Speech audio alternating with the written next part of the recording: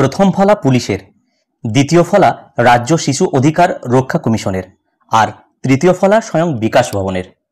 চাকরি ফেরত চেয়ে জুটেছে লাঠি, ঘুষি, মার, ঝরেছে রক্ত, কিন্তু এতেই থামছে না নিপীড়ন।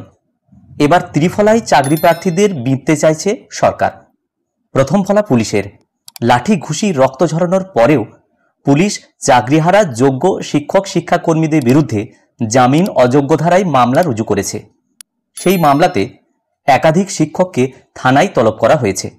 রীতিমতো হোয়াটসঅ্যাপে নোটিশ পাঠিয়ে বলা হয়েছে তলবে সাড়া না দিলে গ্রেপ্তার পর্যন্ত করা হতে পারে। দ্বিতীয় ফলাটি রাজ্য শিশু অধিকার রক্ষা কমিশনের তরফ থেকে এসেছে। রবিবার তারা বিধাননগর কমিশনারেটের কাছে চিঠি পাঠিয়ে রিপোর্ট তলব করেছে। শনিবার চাকরিহারাদের মঞ্চে একদল ছোট ছোট পড়ুয়া এসেছিল। তাদের নীতিশিক্ষার ক্লাস নিয়েছিলেন আন্দোলনরত শিক্ষক শিক্ষিকারা। পুলিশের কাছে কমিশন জানতে চায় এমন ভায়োলেট বা হিংসাত্মক জায়গায় কিভাবে শিশুরা এলো।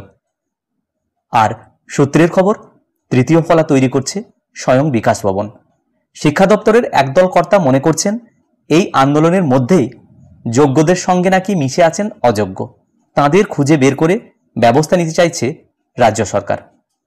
এক্ষেত্রে আন্দোলনের নেতৃত্বের প্রথম সারির মুখেরাই যে টার্গেট, সে বিষয়েও নিশ্চিত করেছে শিক্ষা দপ্তরের সূত্র। সুতরাং এই মুহূর্তে রাজ্য সরকারের পক্ষ থেকে চাকরিহারা প্রার্থীদের জন্য ত্রিফলার মাধ্যমে বিঁধতে চাইছে। ভিডিওটি সকলকে দেখার জন্য ধন্যবাদ। সকলে ভালো থাকুন, সুস্থ থাকুন।